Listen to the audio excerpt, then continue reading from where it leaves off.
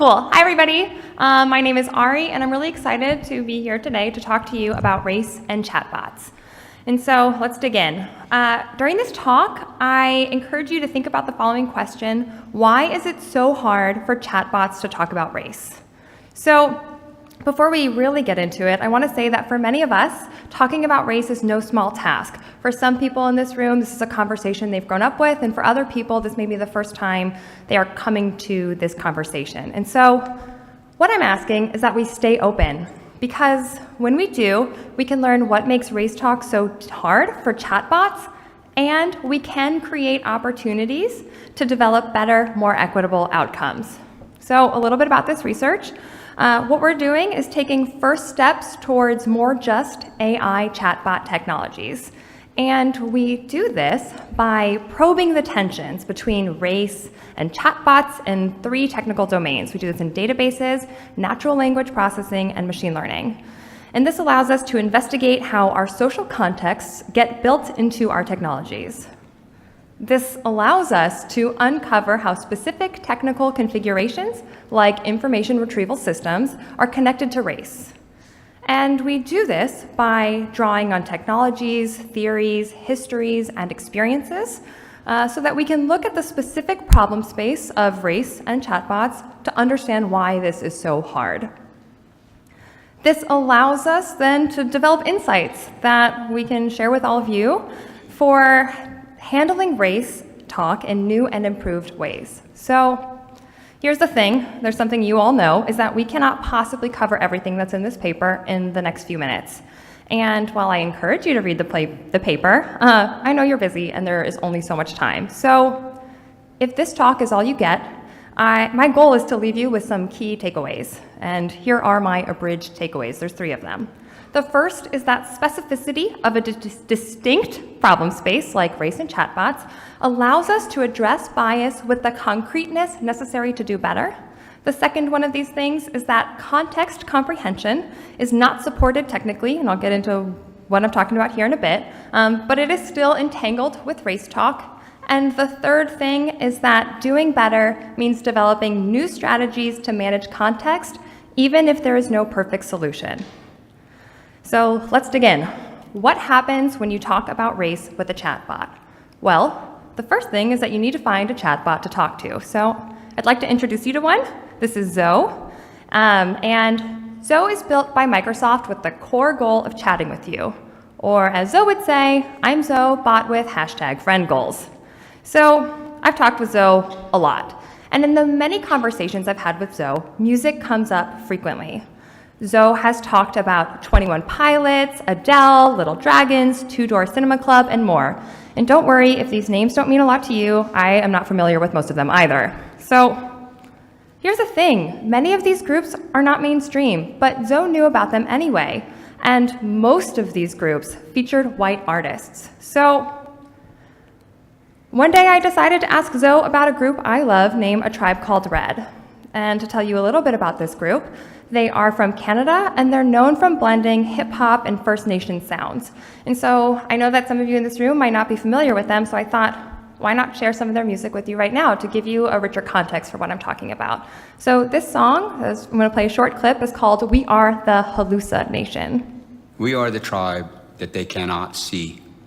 We live on an industrial reservation.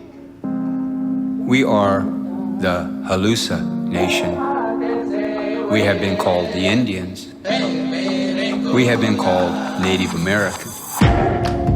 We have been called hostile. We have been called pagan. We have been called militant. We have been called many names. Okay, so now you know a little bit about what this group is like. So let me show you what happened when I talked to Zoe about A Tribe Called Red.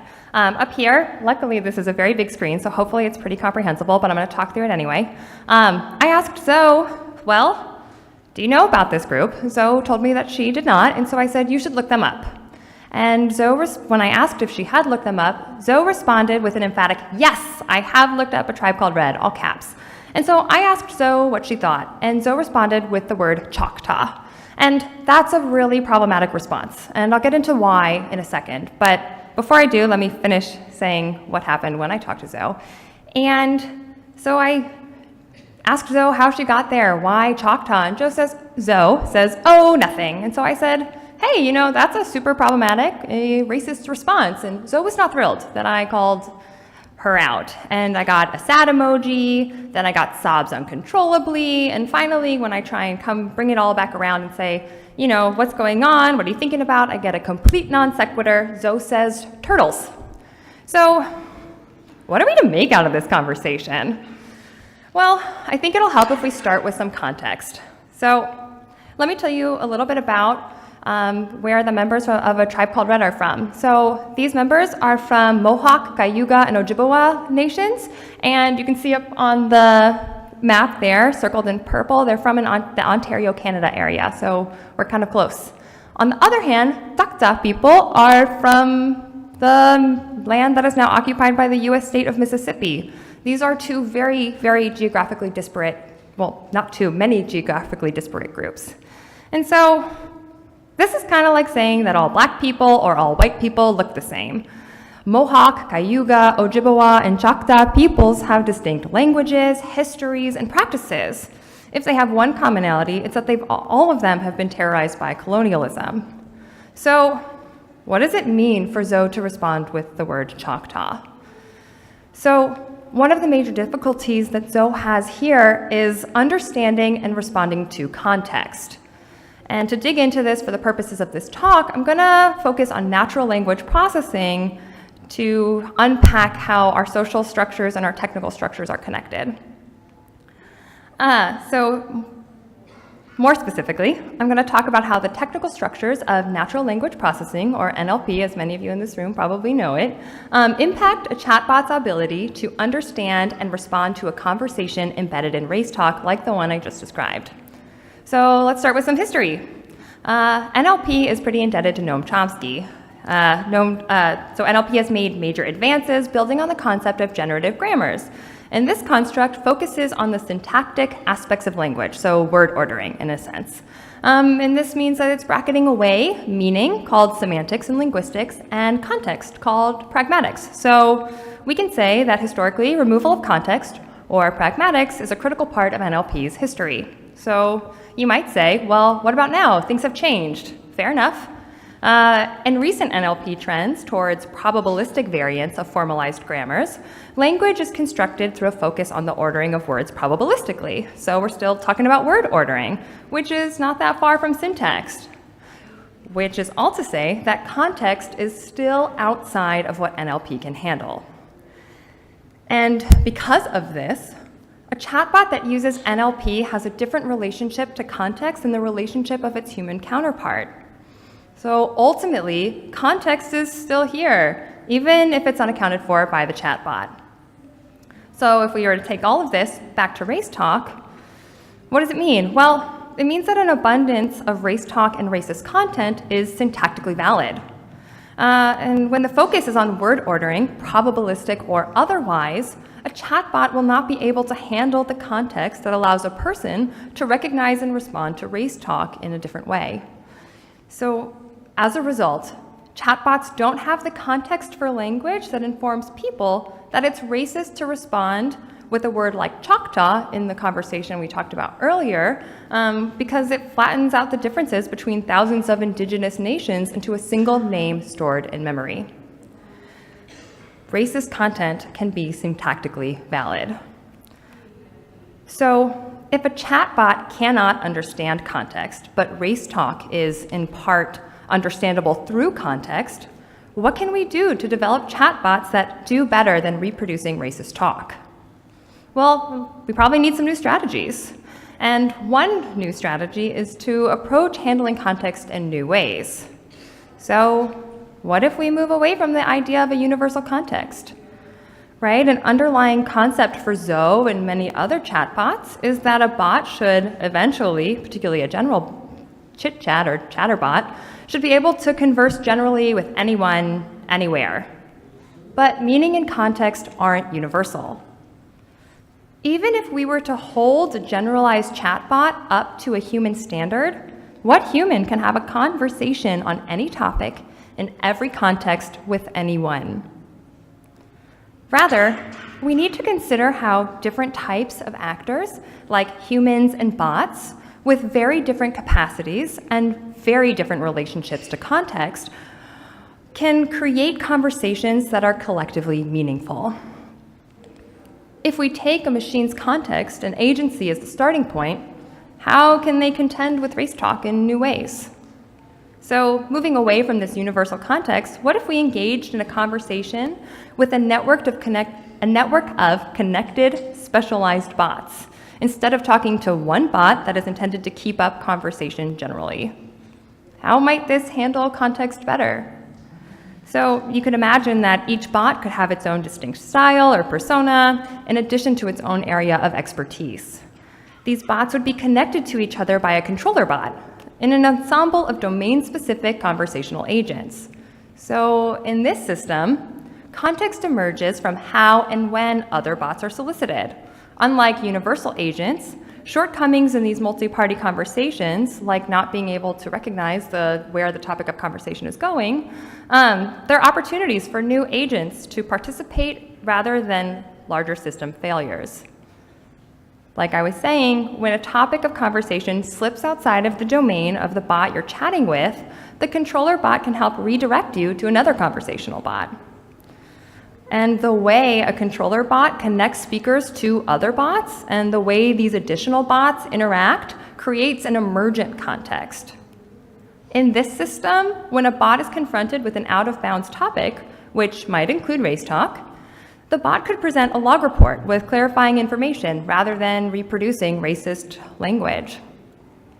So, there's reasonable questions. How might we do this? What will we do? And I know a talk later, I believe in this session, if not another one, is going to talk about multiple agents. But the details of how this might be implemented and on how it will perform is definitely a research topic in its own right. What I would like to talk with all of you about now is how we ought to think about building technology that is good enough, right? We've identified a problem, so what can we do? Well, let's start with good enough. What is it? Because there is no one way to solve racism, good enough is no one thing. It's a moving target. It will always be changing. Nevertheless, there are still many steps that we can take towards developing chatbots that do better. As a starting point, good enough requires that we are actively engaging with how race and bias can manifest in our chatbots. Chatbots are already being employed in research and industry, right? We're in a session on chatbots, we know that. And that also means that chatbots are already exacerbating social harm. I'm sure many people in this room remember Tay, whether or not we want to remember. So in working to do better, we must develop specific and novel strategies for chatbots focused on race and AI.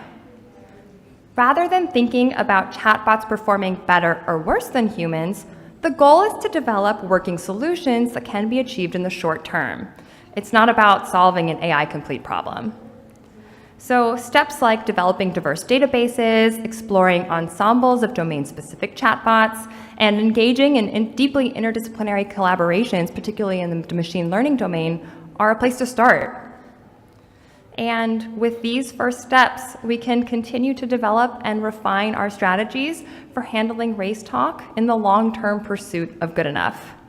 So to bring it all back to the beginning and remind you of my 3 abridged takeaways, the first one is that specificity of a distinct problem space allows us to address bias with the concreteness necessary to do better. The second is that context comprehension is not supported technically in NLP, but it is still entangled in the mechanisms of race talk. And the third is that doing better means developing new strategies to manage context, even if there's no perfect solution. So before I turn it over to questions, I want to leave you with a quote from the American author James Baldwin that really inspires me and I think is helpful when working in spaces like this, which is, "Not everything that is faced can be changed, but nothing can be changed until it is faced." Thank you all so much.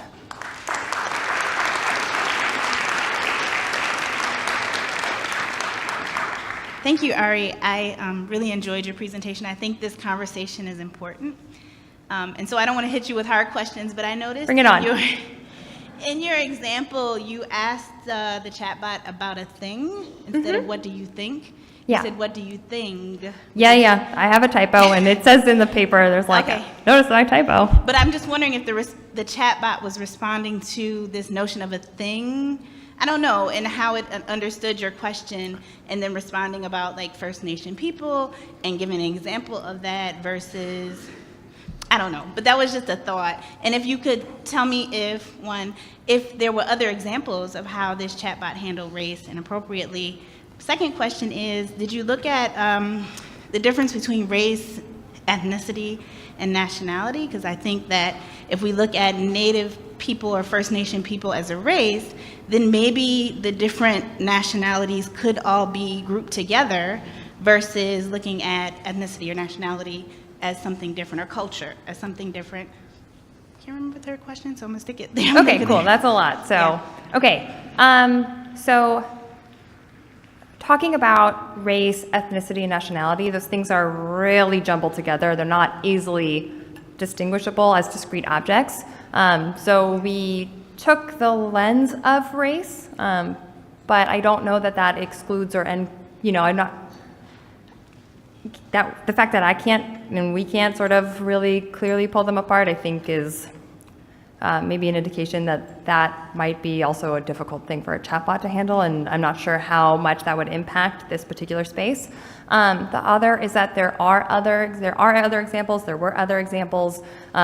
We could talk about Tay and come up with a lot of examples. Part of the issue with a paper and a slide is how condensed an example is, and this one was pretty Understood. concise. My last point, not question, is that in African American communities, we call, I think, what you're coming to as code switching. Yeah. So the idea that you have different talk for different environments and the way in which you engage. And so maybe transposing those constructs together and building like Absolutely. a multi-agent universe for Yeah. chatbots might be something to consider. There's really awesome research happening at Microsoft India about multiple languages and code switching as well with chatbots. So cool. that is certainly right on the nail, hitting the nail on the head. There we go. Thanks so much. Thank you. Hi, I'm Claude Pianis from IBM Research. As someone building technology for multi-part robots, we demo yesterday at Kai. I think I really welcome the idea that the only way to solve the problem of points of view is to have multiple points of view and multiple holders of point of view and somehow talking with all of them at the same time, which is the difficult part right now in terms of. But so I was looking to your talk and saying, hey, what do you think if a white supremacist group put a chatbot together for their context? And it would be a racist, by definition, chatbot. Is that okay? Is the context is appropriate? The public, I suppose it's well advised. There's a racist chatbot. Talk to him if you want to hear that language. How do you deal with that? That is a fascinating question. So certainly this is perhaps circuitous, but my first thought is, isn't that what happened to Tay? Right? 4chan, They sort was of. ganged it up. I mean, people gang up to I'm from IBM Research. I can be nice to Microsoft saying, poor bot. If 100,000 people tried to break him, quite poor bot. Yeah, Right. so personally, I don't want a white supremacist chatbot, but I am certain, as you said, there are multiple perspectives, and I'm not the only one, but I would advocate for let's not do that. I don't think that's a surprising point of view. What I'm saying is there's no way to, now I can have a Palestinian and Israeli bots. And can you really make that? That's a fascinating. That's a coffee break. That's a good way to. Yeah, there are many perspectives and there are many ways to handle it, and there's certainly no one right or wrong answer, but I'm still going to say let's not encourage that, even though certainly there's lots of white supremacy already online exacerbating lots of social harm, so why wouldn't they use chatbots? But I'm still going to say let's avoid them. Thank you all so much. Let's thank Sarah again.